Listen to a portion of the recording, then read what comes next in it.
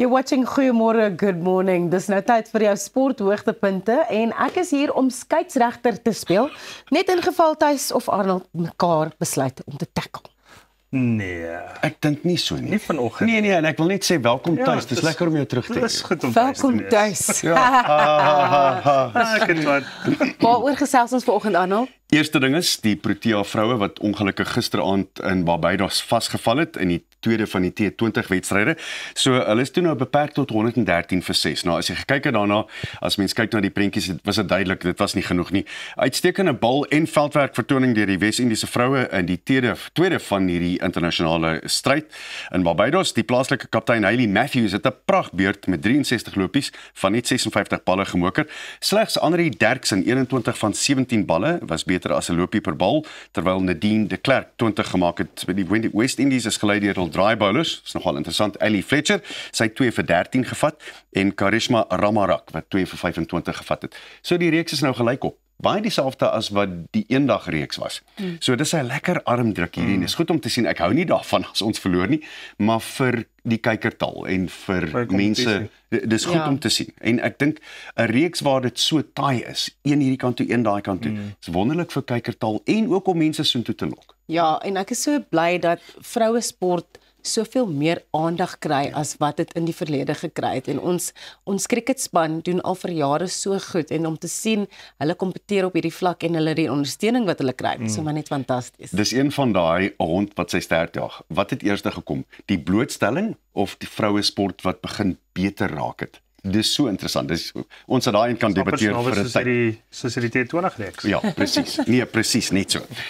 Tweede ding wat ons vandag oor notas kan neem is Carlos Alcaraz is die koning by Queens. Hy het oor die naweek so mooi gewen. Hy het die klubtitel daar beklink met 'n wen van 7-5, 6-7 en 6-2 oor Jiří Lechecka in gister se eindstryd. Alcaraz het 33 wenners en 18 kushoue. Sommer 18 kushoue geslaan om die Tsjechiese wêreldnommer 30 in 2 ure en 10 minute in Wes-Londen te verslaan. En dis nadat hy na reeds titels op klei by die Franse Ope, Rome en Monte Carlo sowel as die hardebane van Rotterdam gewen het. 5 in 2025 tot dusver. Is daar iemand wat teen hom sal wet by Wimbledon? Ek twyfel. Ja, Ek klopt. twyfel. Maar mooi Afrikaans, nee, van ys na kushou. Kushou, ja. Ek hou van kushou. En nou, as 'n ou jou 'n kushou slaan, dan is jy sommer reguit in jou kus. kus in. Stryd, kus toe. Jy het dit geroep. Ja. Ek weet ons het daaroor gepraat op ons ander program, Thuis met Thys, en natuurlik hier ook, die Leeu's se afrigter Philippe Contepomi. Hierdie is my baie mooi.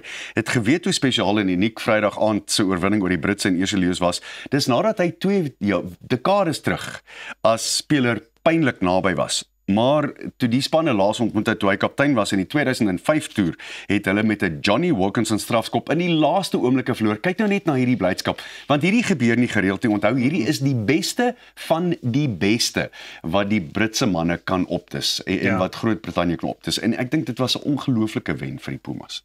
Ek dink is hulle beurt. Maar weer eens as ou gaan kyk, jy weet, ons is suidelike halfrond aanhangers nog steeds. Ja. So as ons gaan kyk, jy weet, ek het definitief die Pumas gesupport in daai wedstryd en die uitkoms daarvan was my fenomenaal geweest, maar ook maar 'n paar lekker bounce of the ball en jy weet, miss of the tackle, jy weet, want hulle agterlyn het net my lekker gejal nie, maar die Leeu's se voorhy en die wat some forwards lyk my baie goed. So ek dink Australië gaan nog steeds hulle moet opdaag hoor.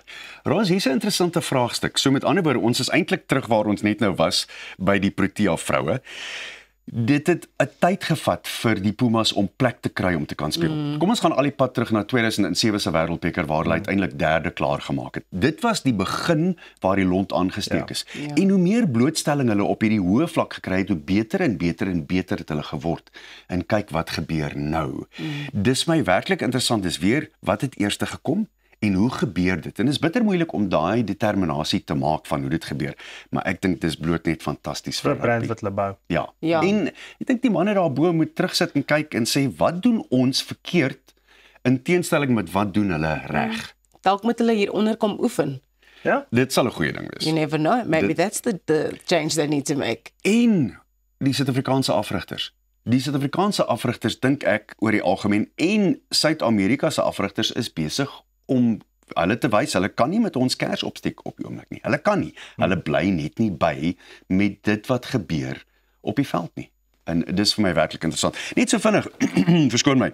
Hierdie enetjie het ek nou net gaan klaar opkyk want dit was eers vanoggend 2 uur ons tyd klaar. Maar by die Travelers Kampioenskap op die PGA Tour het die Ryder beker kaptein Keegan Bradley gewen. Hy was op 15 onder syfer, hy wen met 1 hou, maar onthou hy is nou die Ryder beker kaptein. Die vraag is, moet hy homself kies vir die span? Hy is nou 7de op hulle ranglys. Die eerste 6 word outomaties gekies en dan die volgende 5, 6 spelers, miskien 4, so jy kies, die kaptein kan hulle kies, inteendeel, hy kan die volgende 6 kies, maar kies hy homself? En hoe moeilik is dit om op die span te speel en beheer te hou oor alles anders wat gebeur? Ek weet nie. Eerlikwaar, dis 'n baie moeilike vraag om te antwoord. Wat maak jy? Ek kies myself. Maklik. Want ek dink as jy in jouself glo, dan moet jy jouself kan kies.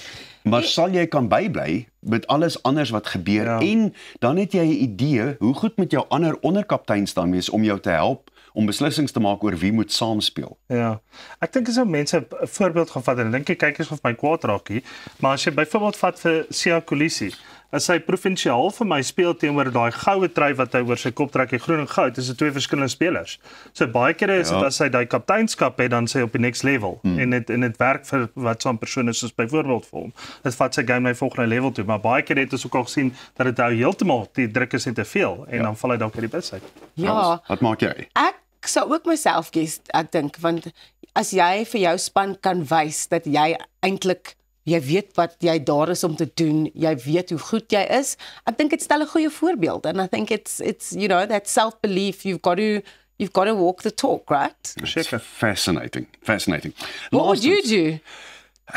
I don't think I'd play myself, funnily enough, because I'd like to have control over the whole team and I'd like to be there to see what's happening.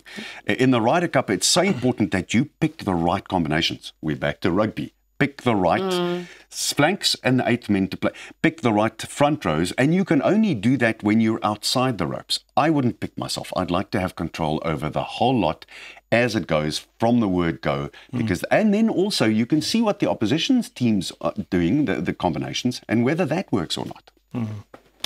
Maar dis nou maar net ek. Dis maar wat dit is. Very interesting weekend of sports. Always lovely to chat, Arnold. It was indeed. Eindvlekkie het geblaas, maar bly ingeskakel want net hierna is dit tyd vir geldsaake saam met Tuis. En as jy nou regtig bekommer oor wat jy met jou massiewe lot geld moet doen, bly ingeskakel want die minister van Finansies sal jou presies sê.